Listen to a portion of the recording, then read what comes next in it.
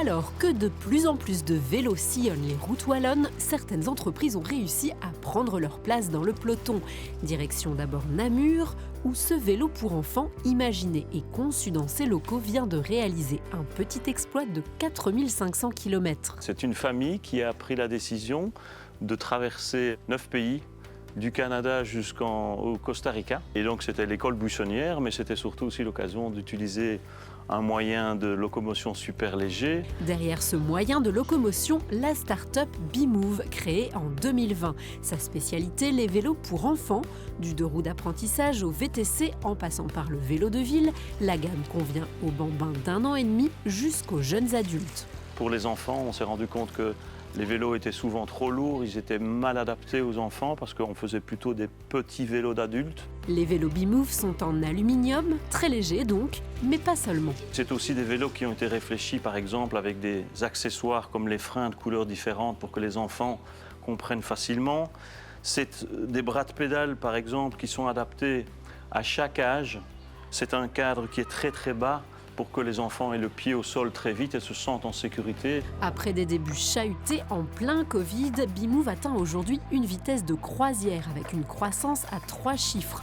Prochaine étape en vue, vendre 10 000 vélos par an, des ventes réalisées en ligne et dans les magasins spécialisés dans 13 pays. Dans le nord du pays ou dans le nord de l'Europe, on le voit, les infrastructures sont bien faites et là le vélo devient vraiment un outil du quotidien pour les enfants. L'enfant veut faire maintenant avec le vélo pour se déplacer, pour aller jouer, pour aller à l'école, pour aller au club de sport. Le vélo comme outil de mobilité, la tendance ne fait que grandir, chez les petits mais aussi chez les grands. C'est ce que l'on constate dans ce magasin installé à Namur depuis 37 ans.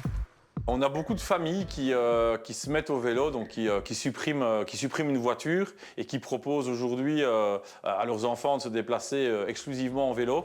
On a des vélos cargo pour les familles.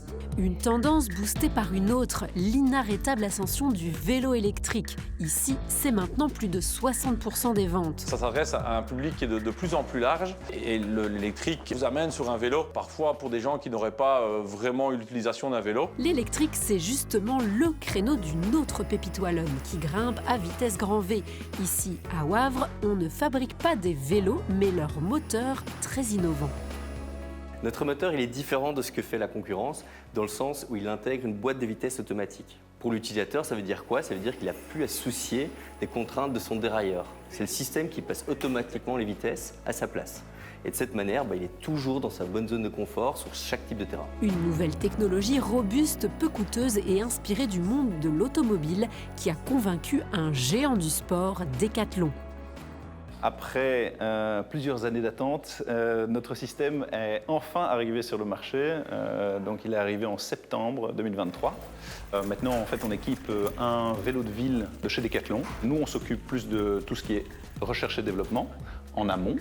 Et eux, ensuite, s'occupent plus de la partie industrialisation, production et vente. Il aura fallu un peu plus de 10 ans à ces deux ingénieurs pour finaliser leur technologie, rejoints progressivement par une vingtaine de collaborateurs. Aujourd'hui, l'entreprise n'est pas encore rentable, mais c'est évidemment en bonne voie. Elle est en tout cas entourée d'investisseurs solides comme Decathlon, justement, de quoi se tourner sereinement vers l'avenir. Ce premier moteur, il est fait pour le vélo ville et l'usage trekking. Derrière, ça fait 2 ans qu'on travaille sur un moteur de génération 2 qui est plus petit, plus puissant pour les VTT et les vélos cargo.